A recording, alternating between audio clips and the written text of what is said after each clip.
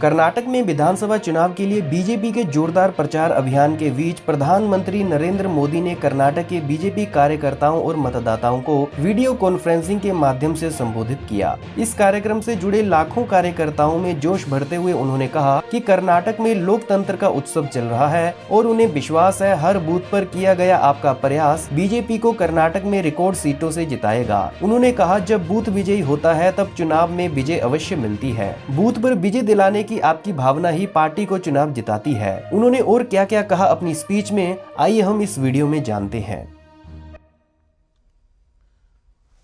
नमस्कार। कर्नाटका में लोकतंत्र का उत्सव चल रहा है।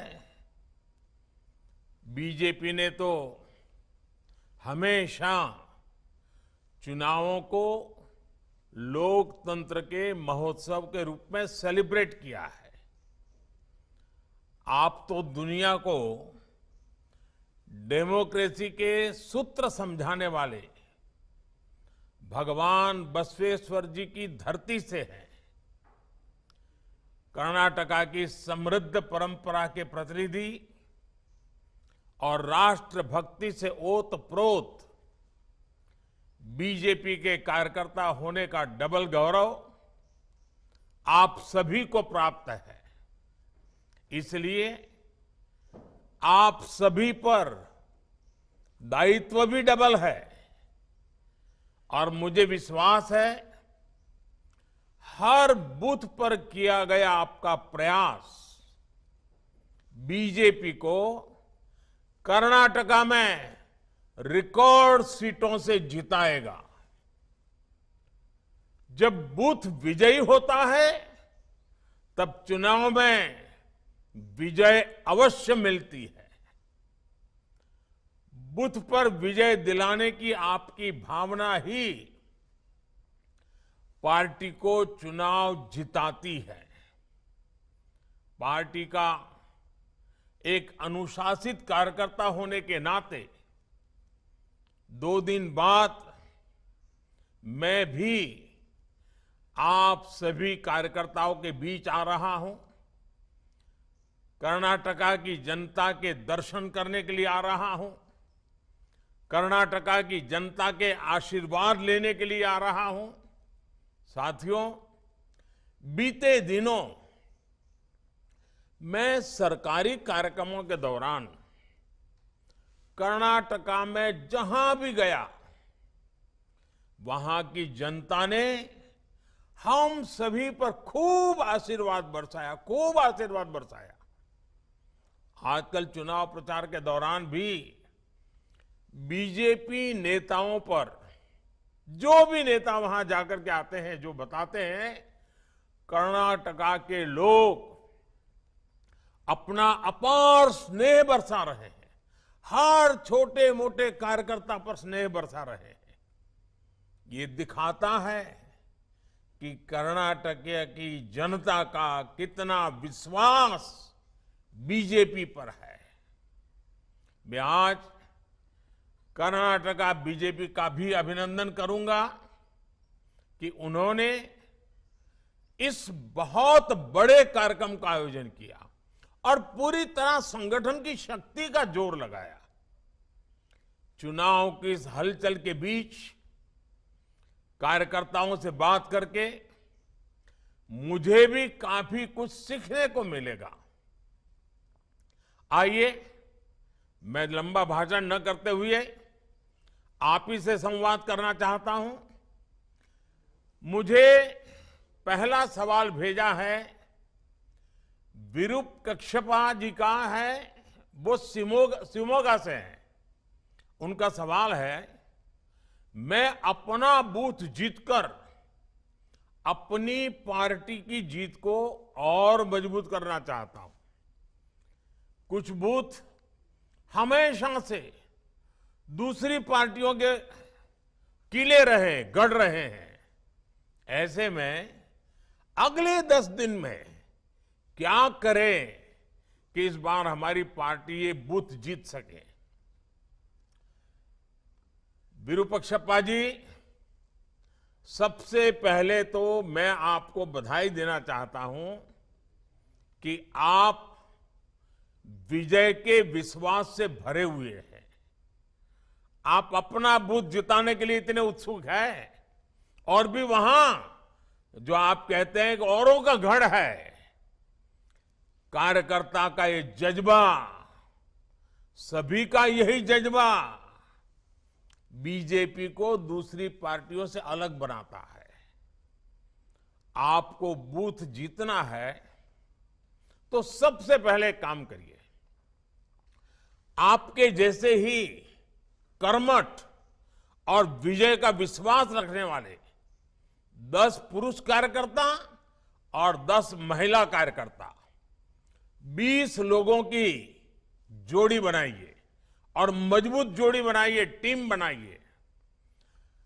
कर्नाटका के उज्जवल भविष्य के लिए, कर्नाटका के नौजवानों के उज्जवल भविष्य के लिए भाजपा की केंद्र सरकार हो या भाजपा की राज्य सरकार हो, ये मिलकर के कैसे काम कर रही है, इसकी सारी जानकारी आपके मोबाइल में होनी चाहिए, आपकी डायरी में होनी चाहिए और डायरी हमेशा साथ होनी चाहिए। और ये सारी बातें आपके दिलो दिमाग में भी होनी चाहिए। गरीब हो, दलित हो, पिछड़े हो, महिला हो, किसान हो, नौजवान हो, इन सभी के लिए जो काम हमारी सरकार ने किए हैं, ये सारी जानकारी आपके पास उपलब्ध होनी चाहिए। करोगे ना? इन जानकारियों के साथ साथ आप और आपका बनाया 10-10 लोगों का ग्रुप, यानी 2-2 लोगों की जोड़ी, एक पुरुष कार्यकर्ता, एक महिला करता, जब आपके बूथ के लोगों के पास जाएगा, परिवार के अंदर जाना चाहिए। वो बाहरी पैम्फलेट देकर के निकल जाते, ऐसा नहीं। घर में जाकर के एक पुरुष कार्यकर्ता, एक महिला करता, दोनों साथ जाए, एक घर में जाकर के बैठे। बुजुर्ग लोग हैं तो उनको जरा प्रणाम कीजिए, बच्चों को प्यार कीजिए, परिचय पूछिए, घर में क्या करते हैं, कहाँ के हैं, कैसे करते हैं, क्या व्यवस्था, सारी बातें उनसे सुनिए। फिर कहिए कि देखिए हम तो भाजपा के कार्यकर्ता हैं, आप कुछ पूछना चाहते हैं क्या, आप कुछ कहना चाहते हैं क्या। फिर हम लारे जो काम है, सकारात्मक काम है, उनके साथ 1 to 1 बातें कीजिए। एक परिवार में आधा पौना घंटा, 1 घंटा बिताइए, बहुत फायदा होगा। बूथ जीतने की शुरुआत तब होती है जब कार्यकर्ता बूथ से जुड़े परिवारों को जीत लेता है, उनके दिल को जीत लेता है। आप लोगों से जब बातें करेंगे, कई स्तर पर चर्चा कर सकते हैं। जैसे दुनिया के अनेक देशों में अर्थव्यवस्था की हालत खराब है, लेकिन हमने कैसे भारत की अर्थव्यवस्था को मजबूती से संभाले रखा है, लोग देख रहे हैं, लोगों को पता होता है। दुनिया के अनेक देश कोरोना से लड़ने में पस्त हो गए, लेकिन भारत ने सफलता से कोरोना से लड़ाई लड़ी है। आज देश गरीबी के खिलाफ लड़ रहा है, आज देश इंफ्रास्ट्रक्चर पर रिकॉर्ड निवेश कर रहा है, आज देश किसानों को किस तरह से लाखों करोड़ रुपए किसान सम्मान निधि के माध्यम से भेजकर उन्हें ब्याजखोरों से बचा रहा है। बीजेपी और दूसरी पार्टियों में सबसे बड़ा फर्क अप्रोच का है। बीजेपी आने वाले 25 साल में विकसित भारत के रोडमैप पर काम कर रहा है। आप देखें, हमारे जो विरोधी हैं उनका क्या एजेंडा है? उनका एजेंडा है सत्ता हथियाना। हमारा एजेंडा क्या है? 25 साल में देश को विकसित बनाना, गरीबी से मुक्त बनाना, नौजवानों के सामर्थ्य को सबसे आगे बढ़ाना। आने वाले 25 साल में कर्नाटका की विकास यात्रा को नेतृत्व देने के लिए बीजेपी एक युवा टीम का निर्माण कर रही है। हमारी कोशिश है कर्नाटका में बेंगलुरु जैसे अनेक ग्लोबल हब बन सके। भारत की स्टार्टअप क्रांति को कर्नाटका लीड करता रहे। आप अपने बूथ के फर्स्ट टाइम वोटर से भी जरूर मिलिए, उनका एक सम्मेलन भी कर सकते हैं, उनकी कोई स्पर्धा, साइकिल स्पर्धा जैसा कार्यक्रम भी बना सकते हैं। आप उन्हें भाजपा को वोट देने के लिए प्रेरित कीजिए। लंबे अरसे से कर्नाटक में बीजेपी का बड़ा जनाधार रहा है। आप पूर्ण बहुमत की स्थिर बीजेपी सरकार के लिए वोट मांगेंगे तो कर्नाटका की जनता जरूर आशीर्वाद देगी। उनको समझाइए कि कर्नाटक में लगातार अस्थिरता से कितना नुकसान हुआ है और दिल्ली में पिछले 9 साल से आपने मजबूत स्थिर सरकार बनाई, इतना कितना लाभ हुआ है। इस बार भी वहां पर मजबूत और स्थिर सरकार बनाइए। चलिए आइए, मैंने काफी लंबी बात कर ली शिवमोगा के हमारे साथियों से। अब दूसरा सवाल जो मुझे मिला है वो फकीरप्पा जिंदे जी का है। वो चित्रदुर्गा जिले से हैं और वो पूछते हैं, सर हम लोग हमेशा डबल इंजन सरकार की बात करते हैं, डबल इंजन सरकार की परिभाषा आपके लिए क्या है? डबल इंजन सरकार से कर्नाटका के विकास को क्या लाभ होगा? चलिए, फकीरप्पा जी ने बहुत ही अच्छा सवाल पूछा है, डबल इंजन सरकार के संबंध में पूछा है और उसका सीधा और साधारण मतलब है विकास की डबल रफ्तार। बीते 9 वर्षों का देश का अनुभव रहा है कि जहां जहां बीजेपी की डबल इंजन सरकार है वहां वहां गरीब कल्याण की योजनाएं तेजी से जमीन पर उतरी है। हर घर जल योजना में कर्नाटका देश के अग्रणी राज्यों में है, क्योंकि यहां भी भाजपा सरकार है, वहां भी भाजपा सरकार है। इसलिए संभव हो पा रहा है क्योंकि यहां डबल इंजन सरकार है। आपको मैं बताऊं, जो राज्यों में भाजपा सरकार नहीं है, लोकतंत्र में स्वाभाविक है, लेकिन करते क्या है, केंद्र सरकार की कोई भी योजना उनके यहां सफल ना हो, उनको डर लगता है कि अगर सफल हो गई तो मोदी का जय जयकार हो जाएगा। कुछ लोग तो योजना से जुड़ते ही नहीं है। कुछ राज्य ऐसे हैं वो योजना का नाम बदल देते हैं, स्टिकर नया लगा देते हैं। देश में एक बात आप हैरान हो जाएंगे, गरीबों को अनाज देने के लिए 1 nation 1 ration card supreme court को हुक्म करना पड़ा। क्यों? क्योंकि डबल इंजन सरकार उस राज्य में नहीं थी। देखिए, पीएम किसान सम्मान निधि में यहां कर्नाटका सरकार 4,000 रुपये अपनी तरफ से भी जोड़ रही है, भारत सरकार 6,000 रुपये दे रही है, राज्य सरकार 4,000 रुपये, दोनों भाजपा की सरकार। किसान को क्या मिल रहा है? 10,000 रुपये मिल रहा है। तो हुआ नहीं डबल लाभ। आप देख रहे हैं कि बीते 9 वर्षों में भारत दुनिया भर के निवेशकों के लिए महत्वपूर्ण केंद्र बना है। रिकॉर्ड निवेश भारत में हो रहा है। डबल इंजन सरकार के कारण इसका बहुत बड़ा लाभ कर्नाटका को मिला है।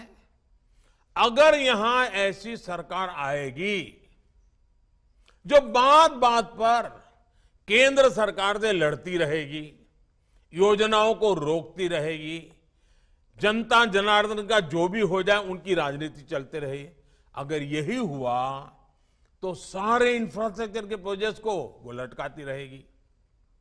हम रोड बना चाहेंगे, वो जमीन संपादन का काम ही धीरे धीरे करेंगे। तो कैसे निवेश आएगा? निवेश नहीं आएगा तो कर्नाटका में नए रोजगार कैसे बन पाएंगे?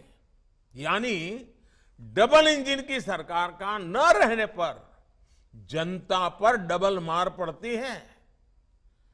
और आप देखिए, आप सामान्य नागरिक से बात करते ये भी बता सकते हैं कि देखो भाई ट्रैक्टर है, हम बहुत बढ़िया काम करता है, लेकिन ट्रैक्टर का एक पहिया आप मारुति कार का लगा दें तो बताइए वो ट्रैक्टर चलेगा क्या, किसी के काम आएगा क्या? वो खुद ही अपनी उसमें बर्बादी करेगा कि नहीं करेगा? जैसे एक ही प्रकार की व्यवस्था गति तेज देती है, वैसे ही डबल इंजन की सरकार गति तेज देती है। छोटी छोटी बातें लोगों के साथ बैठ करके समझाइए, मतदाताओं के साथ चर्चा करके बताना चाहिए और बूथ लेवल पे बताना चाहिए। लंबे लंबे बड़े भाषण करने की जिम्मेवारी जिसकी है वो करेंगे। हम कार्यकर्ताओं को तो बूथ को ही जीतना है और बूथ पर ही हमारी शक्ति हमें लगानी है। तब डबल इंजन सरकार का असली मतलब समझ लोगों को आ जाएगा। साथियों, जब भी भाजपा को सेवा करने का मौका मिलता है तो विकास की स्पीड और स्केल दोनों बढ़ जाती है। अब जैसे कुछ पार्टियां कह सकती हैं कि वो जब सत्ता में थी तो वो भी आवास से जुड़ी योजनाएं चलाती थी, तो ऐसे में भाजपा अगर आवास से जुड़ी योजना चला रही है तो उसमें नया क्या है, ऐसा बोलते हैं। इसका ही उत्तर है स्पीड और स्केल, सोच और अप्रोच। अब मैं आपको बताता हूं कि आवास योजनाओं में हमने क्या बदलाव किए। मैं ये छोटी छोटी बातें इसलिए बताता हूं कि आप कार्यकर्ताओं को मतदाताओं के बीच जाकर के बताने में सुविधा हो जाएगी। 2014 से पहले की योजनाओं में एक घर बनने में 300 दिन लगते थे। अब हमारी योजना में 100 दिन से भी कम समय में घर बन जाते हैं। पहले घर का आकार 20 वर्ग मीटर होता था, अब घर का आकार 25 वर्ग मीटर होता है। पहले की योजना में एक घर को 70-75 हजार रुपए की मदद दी जाती थी। अब यह मदद 1,30,000 रुपए यानी करीब करीब डबल कर दी गई है। इससे भी बड़ी बात यह है कि ये पैसे अब सीधे लाभार्थी के बैंक अकाउंट में भेजे जाते हैं। कोई बिचौलिया नहीं, कोई कट की कंपनी नहीं। पहले की आवास योजना में लाभार्थी की पसंद का बिल्कुल ध्यान नहीं दिया जाता था। हमारी सरकार की आवास योजना में घर उसमें रहने वाले परिवार की पसंद के हिसाब से बनता है। पहले की आवास योजना में 4 दीवारें खड़ी करके घर देने का दावा किया जाता था। आज घर, बिजली, नल से जल, टॉयलेट, एलपीजी कनेक्शन जैसी अनेक योजनाओं को साथ साथ दिया जाता है। मैं आपको स्पीड और स्केल का एक और उदाहरण देता हूं। देश में देखिए हेल्थ कितना महत्वपूर्ण विषय है, आरोग्य कितना महत्वपूर्ण विषय, लेकिन कैसे हाल रहा। देश में पहला एम्स 1956 में शुरू हुआ। कांग्रेस ने उसका भरपूर श्रेय लिया, ढोल बजाते रहे बस। लेकिन दूसरा एम्स कब शुरू हुआ? पहला तो 56 में बना, दूसरा कब शुरू हुआ इसके बारे में कांग्रेस कुछ नहीं बोलती है, मुंह पे ताला लग जाता है। आपको जानकर के हैरानी होगी, दूसरा एम्स बनने में करीब करीब 50-60 साल लग गए। वर्ष 2003 में जब अटल जी की सरकार आई तो उन्होंने और ज्यादा एम्स बनाने के बारे में योजना बनाई। ये योजना स्वास्थ्य सेवाओं और मेडिकल शिक्षा में क्षेत्रीय असंतुलन को दूर करने के लिए बनाई। इस योजना को भी यूपीए सरकार ने ठंडे बस्ते में डाल दिया। बहुत ज्यादा मांग बढ़ने और देश की जनता की मांग करने पर आधे अधूरे मन से काम किया गया। किसी तरह 2014 तक देश में एम्स की संख्या बढ़कर के 7 पहुंची। याद रखो, यानी 60 साल में एम्स की संख्या एक से बढ़कर 7 हुई। लेकिन अगले 9 वर्षों में जब हम आए तो हमने देश में एम्स की संख्या को 3 गुना बढ़ा दिया। अब बताइए, डबल इंजन सरकार की ताकत है कि नहीं है? अब देश में 7 नहीं 20 एम्स है, 20। इसके साथ ही देश में 3 नए एम्स पर तेजी से काम भी चल रहा है। यही हाल देश में मेडिकल कॉलेजों का भी था। आजादी से लेकर 2014 तक देश में मेडिकल कॉलेजों की संख्या 380 थी, 400 से भी कम। हमें आने के बाद पिछले 9 साल में देश में मेडिकल कॉलेजों की संख्या 600 से भी ज्यादा हो चुकी है। भ्रष्टाचार के खिलाफ लड़ाई में भी पहले और अब में बहुत बड़ा फर्क है। कांग्रेस ने भ्रष्टाचार मिटाने में कोई रुचि नहीं दिखाई, क्योंकि वो खुद ही भ्रष्टाचार का सबसे बड़ा स्रोत रही है। वर्ष 2014 के बाद करप्शन से लड़ाई में कितना तेजी आई है, ये पूरा देश देख रहा है। जनधन, आधार और मोबाइल का जो त्रिशूल है ना, इस त्रिशूल ने भ्रष्टाचार पर बहुत बड़ा वार किया है। डायरेक्ट बेनिफिट ट्रांसफर ने देश के 2,75,000 करोड़ रुपए, याद रखिए 2.25 लाख करोड़ रुपए जो चोरी होते थे, गलत हाथों में चले जाते थे, भ्रष्टाचार होता था, वो पैसे बचा लिए गए, जो आज गरीबों के, देश के युवाओं के काम आ रहे हैं। ये जनता के वो पैसे हैं जो बिचौलियों की जेब में चला जाया करते थे। हमने गवर्नेंस के हर क्षेत्र में स्केल, स्पीड, सोच और अप्रोच में आमूलचूल बदलाव किया है। आइए अब देखते हैं, 2 साथियों से बात हुई, अब तीसरा सवाल लेते हैं। सवाल मुझे चंद्रशेखर जी का है और चंद्रशेखर जी विजयनगर से हैं।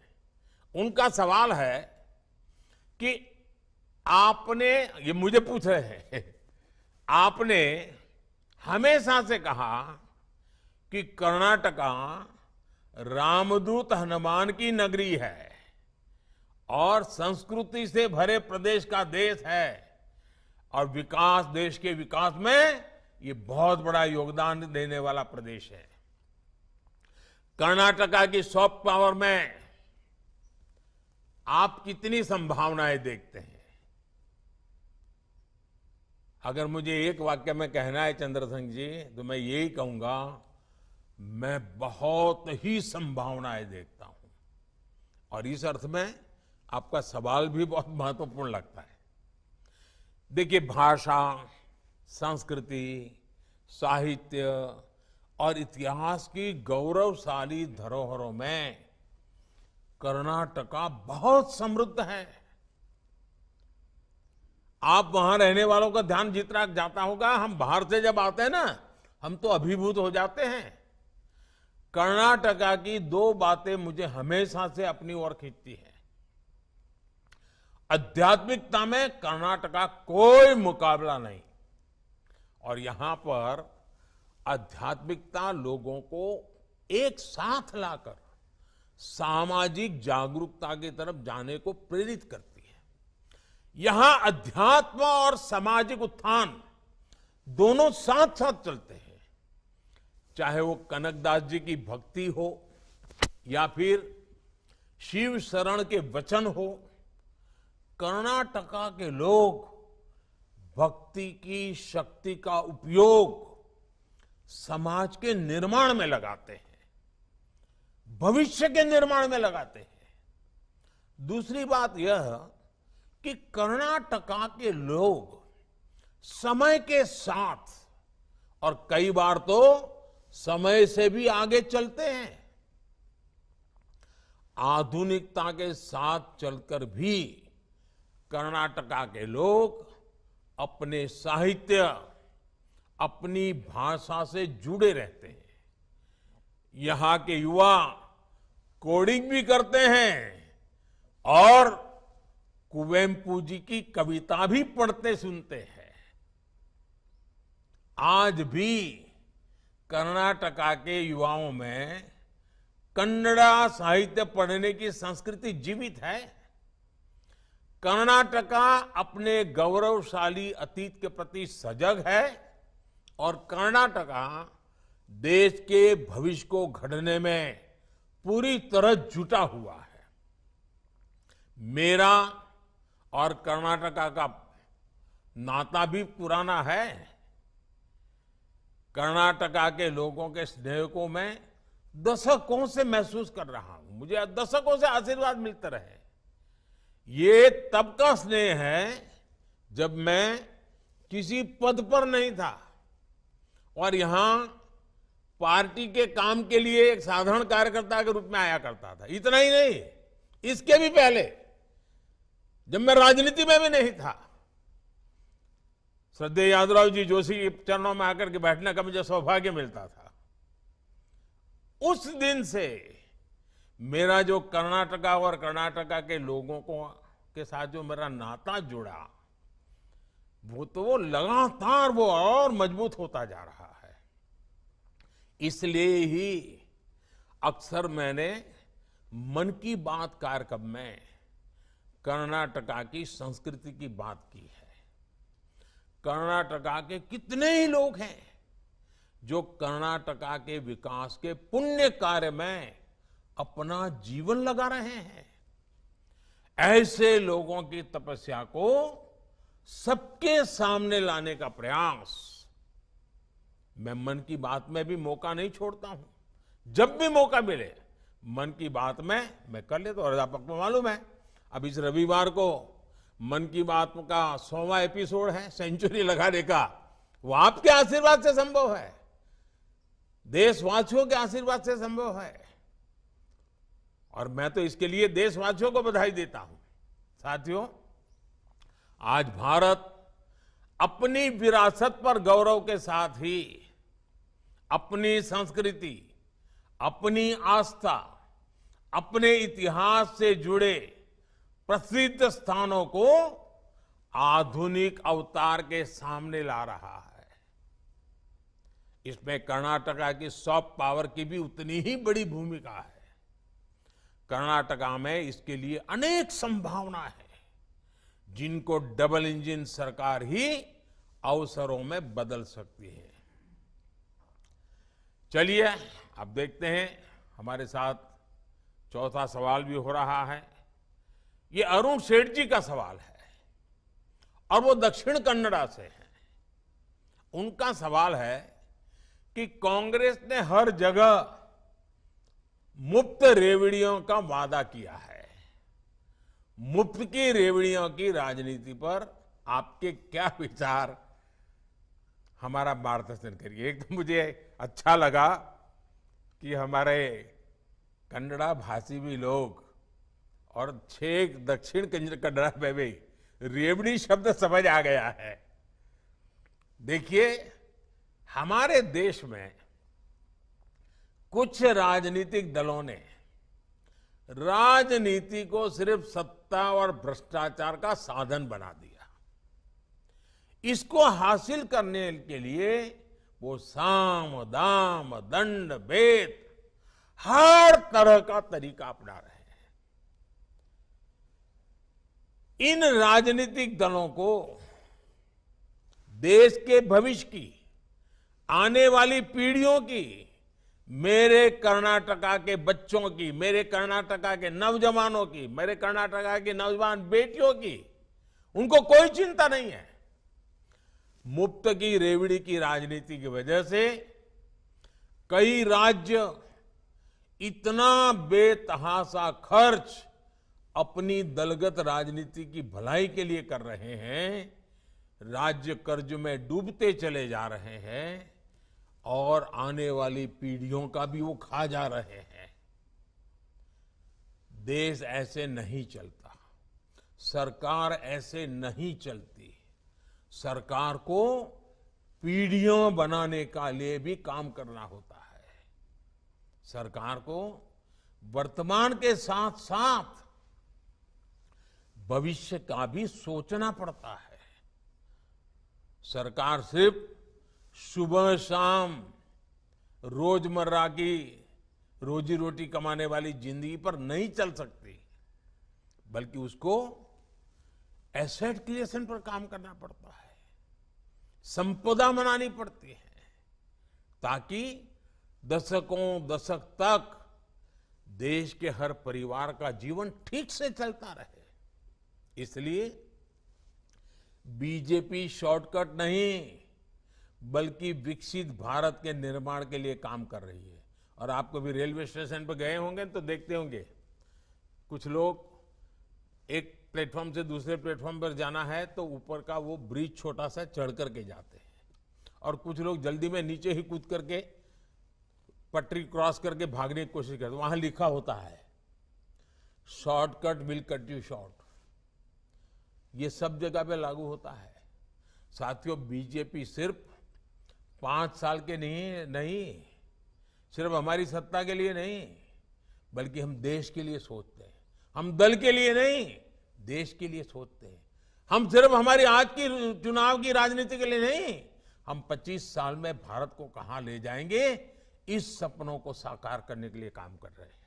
हाँ, कुछ तात्कालिक चुनौतियों से निपटने के लिए देश के गरीब परिवारों को हर संभव सहायता दी जा रही है। वो सरकार का दायित्व है। अब कोरोना वैक्सीन के समय हमें जरूरत लगी तो हमने मुफ्त वैक्सीन दिया देश को, क्योंकि जिंदगी बचानी थी। और वो आज मेरे देश को आगे बढ़ाने में काम कर रहे हैं। मुफ्त राशन देने की जरूरत पड़ी, देना था, दिया, क्योंकि देश में कोई व्यक्ति भूखा नहीं रहना चाहिए। लेकिन देश को आगे बढ़ाना है तो हमें ये रेवड़ी कल्चर से मुक्त होना ही पड़ता है। बीजेपी सरकार आज पूरे देश में आधुनिक फिजिकल, डिजिटल और सोशल इंफ्रास्ट्रक्चर पर अभूतपूर्व निवेश कर रही है। यही आज की पीढ़ी के साथ साथ भविष्य की पीढ़ियों को भी काम आने वाला है। अब देखिए, road, rail, airport, port, solar park, गरीबों के घर, पानी की लाइनें, gas pipeline, medical college, AIIMS, IIT, triple IT, IIM, ऐसी संपदा बनाने पर हमारा फोकस है। अब आज से 25 साल पहले अगर मेडिकल कॉलेज बनाई होती तो आज देश के पास लाखों डॉक्टर होते। हमें डॉक्टरों की कमी नहीं होती। नर्सिस की कितनी कमी है। अगर आज से 20, 25, 30 साल पहले आवश्यकता के अनुसार नर्सिस की कॉलेज बन गई होती तो आज देश में बच्चियों को अपना भविष्य बनाने के लिए कितना काम आता था। लेकिन उन्होंने उस समय की राजनीति की, भविष्य का सोचा नहीं। अब आज हम कितना ही दौड़ लगाएं, लेकिन जो 25 साल बर्बाद हो गए वो तो हो गए। और इसलिए मेरी नौजवानों से खास विनती है कि जो रेवड़ी बांटने वाले आपको मूर्ख बनाने की कोशिश करते हैं ना, आप अपने उज्जवल भविष्य, अपने संतानों के भविष्य के लिए सोचिए। और मैं पक्का कहता हूं, जिस दिशा में हम चल रहे हैं, जिन मजबूती पर चल रहे हैं, इसका लाभ कर्नाटक को भी मिल रहा है। अब फॉरेन डायरेक्ट इन्वेस्टमेंट की बात करें, एफडीआई की, और मेरी तो एफडीआई की दूसरी भी व्याख्या है। एफडीआई की एक पॉपुलर व्याख्या है फॉरेन डायरेक्ट इन्वेस्टमेंट, और मेरी एक और व्याख्या है first develop India, FDI, first develop India. अब देखिए, कांग्रेस के शासनकाल में एफडीआई का क्या हाल आता है। 1 लाख करोड़ रुपए का निवेश आया, जबकि बीजेपी के 4 साल में 4 लाख करोड़ रुपए से ज्यादा निवेश आया है। कांग्रेस की झूठ की रेवड़ियों का पर्दाफाश करने के लिए आपको कांग्रेस शासित दूसरे राज्यों की सच्चाई भी लोगों को बतानी होगी। और आपको ये सारा नेट पर देखोगे तो मिल जाएगा, आंकड़ों के साथ मिल जाएगा। हिमाचल के लोग, अभी चुनाव हुआ है ना, 1 साल हो गया, हिमाचल के लोग आज तक कांग्रेस की गारंटी पूरी होने का इंतजार कर रहे हैं। वादे किए, किया कुछ नहीं। राजस्थान के लोग भी कांग्रेस की गारंटी पर आज आंदोलन कर रहे। भाई क्या हुआ, सरकार का 4 साल बीत चुका है, अभी तक गारंटी ही रह गई। कांग्रेस मतलब झूठ की गारंटी, कांग्रेस मतलब भ्रष्टाचार की गारंटी, कांग्रेस मतलब भाई भतीजावाद की गारंटी। कांग्रेस अब उस स्थिति में है जब वो ना कोई सच्ची गारंटी दे सकती है, और आपको तो मालूम है मेरे नौजवान दोस्तों, कांग्रेस की वारंटी तो बहुत पहले ही एक्सपायर हो चुकी है। जिसकी वारंटी एक्सपायर हो चुकी है उसकी गारंटी का मतलब क्या है जी? आइए देखते हैं। अब हमें और भी कुछ सवाल आ रहे हैं। देखिए, 5वें हमारे कार्यकर्ता मुझे सवाल पूछ रहे हैं। श्री DR योगेश जी हैं, वो तो बेंगलुरु से है, और उनका सवाल है कि सरकार बनने के बाद हम आने वाले 5 साल में कर्नाटका को कहां देख सकते हैं? बेंगलुरु के नौजवान है तो लंबा सोचने वाले होते ही होते हैं, अच्छा सोचने वाले हैं कर्नाटका के नौजवान। देखिए, देश इस समय आजादी का अमृत महोत्सव मना रहा है। आने वाले 24-25 साल देश के लिए अमृत काल है। इनकी शुरुआत इन्हीं 5 वर्षों से होने वाली है। ये किसी सरकार की बात नहीं है, ये किसी दल की बात नहीं है, ये देश की बात है। इन 5 वर्षों की प्रगति हमारे अमृत काल की नींव होने वाली है। ऐसे में मतदाताओं को उन्हें चुनना चाहिए जिनके पास अमृत काल के लिए कुछ ब्लूप्रिंट हो। अब देखिए, मैं आपको एक आजादी के पहले का चित्र आपके सामने रखता हूं। हमारे देश में 800,000 साल की गुलामी के कालखंड में इस देश का एक भी वर्ष ऐसा नहीं था कि आजादी के लिए किसी ने कोई जंग न किया हो। इस देश का कोई इलाका ऐसा नहीं था जो कभी न कभी आजादी की जंग को ब्यूगल न बजाया हुआ, लड़ाई न लड़ी हो। लेकिन 1920 के बाद पूज्य बापू के नेतृत्व में जो बातें शुरू हुई और पूज्य महात्मा गांधी ने आजादी लेके रहूंगा का जो मुद्दा आगे बढ़ाया, फिट इंडिया का मुद्दा आगे बढ़ाया, 25 साल के भीतर है ना, 800-900 साल से हम लड़ रहे थे, लेकिन वो 25 साल ऐसे महत्व के बन गए कि 1947 में आजादी आई। अनेक परिवारों ने काम, नेताजी के नेतृत्व ने काम किया, भगत सिंह जैसे वीरों की शहादत ने काम किया, वीर सावरकर जी के पूरे परिवार के बलिदान जैसे महापुरुषों ने काम किया, लेकिन गांधी जी का उस नेतृत्व देश के सामान्य मानवी को आंदोलित कर गया। वो 25 साल का कालखंड जैसे आजादी दिला सका, वैसे ही मेरे साथियों ये 25 साल का कालखंड, ये अमृत काल समृद्ध भारत की गारंटी है। मेरे शब्द लिख के रखिए, देखो, ये विकसित भारत की गारंटी है। और हमारी सरकार ने तो अभी से इस पर काम करना शुरू कर दिया है।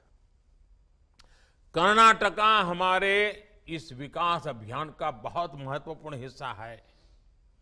कर्नाटका के विकास से भारत का विकास, फिर से मैं कहता हूं, कर्नाटका के विकास से भारत का विकास, हमारी सरकार इसी मंत्र के साथ चल रही है।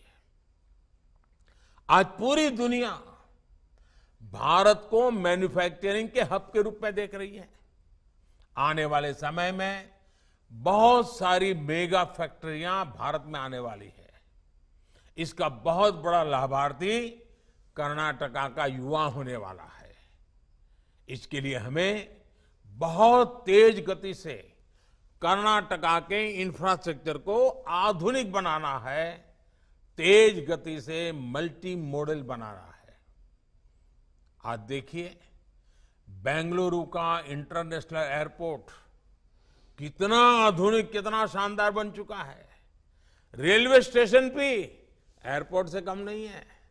बेंगलुरु मेट्रो की प्रशंसा भी पूरे देश में हो रही है। बेंगलुरु मैसूरू एक्सप्रेसवे बहुत शानदार बना है। आज पूरे कर्नाटका में ऐसे प्रोजेक्ट्स पर काम चल रहा है। अब देखिए शिवमोगा एयरपोर्ट, बीदर एयरपोर्ट, तुमकुर में HAL की फैक्ट्री, ऐसे अनेक प्रोजेक्ट पूरे हो चुके हैं।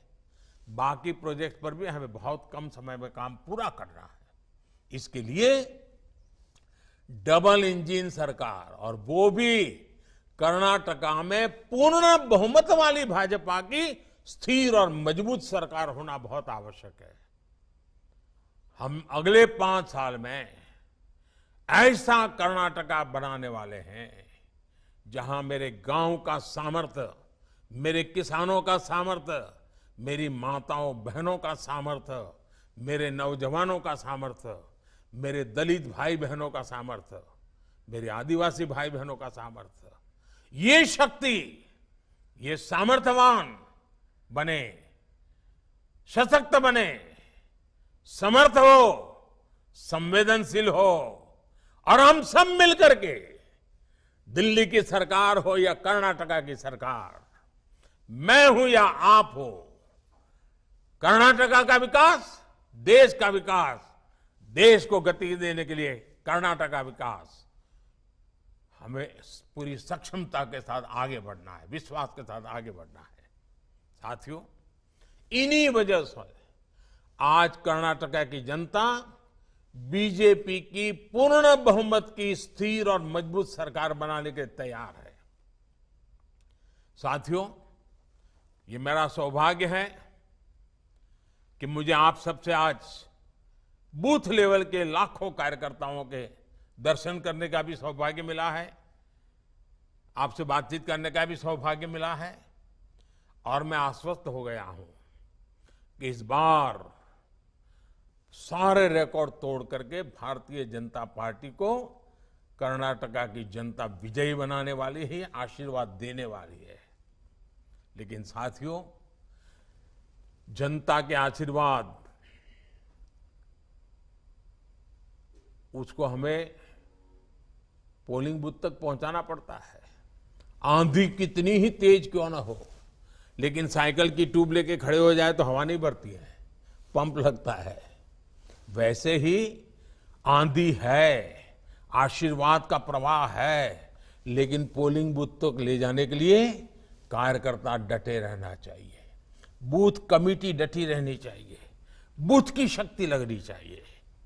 और आप देखिए, बूथ विजय निश्चित हो जाएगा, और जब बूथ विजय हो जाएगा तो कर्नाटका के उज्जवल भविष्य की गारंटी भी पक्की हो जाएगी। और इसलिए हमें एक पल भी निश्चिंत नहीं। अब कुछ लोग कहेंगे, मोदी जी आपने सार्वजनिक रूप से इतनी सारी बता दी तो और पार्टियां भी ये उसका फायदा उठाएगी। मुझे कोई प्रॉब्लम नहीं है साथियों। सच्चे अर्थ में जनता के बीच में ईमानदारी से काम करने का हर एक को अधिकार है, लेकिन मुझे पक्का मालूम है, मैं सब पब्लिकली बता रहा हूं, तरीके बता रहा हूं, कोई सीक्रेट नहीं रखता हूं, लेकिन मुझे मालूम है उन लोगों की आदतें ऐसी हैं कि वो इस रास्ते पर चल ही नहीं सकते। ये तपस्या है, तपस्या, और भाजपा कार्यकर्ता तपस्या कर सकता है, इसलिए ऐसी बातें उनको कहने का मेरा हिम्मत हो जाती है। और मुझे विश्वास है कि आपकी तपस्या, आपका संघर्ष, आपका सामर्थ्य, बूथ पर ही ताकत लगाने का आपका संकल्प बूथ को विजयी बनाए के रहेगा। बूथ विजयी होगा तो कर्नाटका विजयी होने वाला है, बूथ विजयी होगा तो भाजपा सरकार पक्की बनने वाली है, और डबल इंजन सरकार वापस आएगी, ये मेरा पूरा विश्वास है। लोकतंत्र के उत्सव में आपकी भागीदारी, आपके परिश्रम को सशक्त करने के लिए मैं भी आपके साथ एक कार्यकर्ता के नाते जुटने वाला हूं। बीजेपी के कार्यकर्ता के नाते मुझसे जो कुछ भी बन पड़ेगा, आप कार्यकर्ता जो भी मुझे आदेश करेंगे, मैं भी कंधे से कंधा मिलाकर आपके साथ खड़ा रहूंगा, काम करूंगा। और कर्नाटक की जनता का आशीर्वाद लेना ये मेरे लिए बहुत बड़ा सौभाग्य होता है। आने वाले दिनों में हम घर घर जाकर बीजेपी के प्रति हर कन्नडिगा को, हर मेरे कन्नडिगा भाई को, उनके विश्वास को और मजबूत करेंगे। आपको पूरे विश्वास के साथ फ्रंट फुट पर खेलना है। हमें हर बूथ, हर पन्ने तक पहुंचना है। आप सभी को मेरी बहुत बहुत शुभकामनाएं। बहुत बहुत धन्यवाद।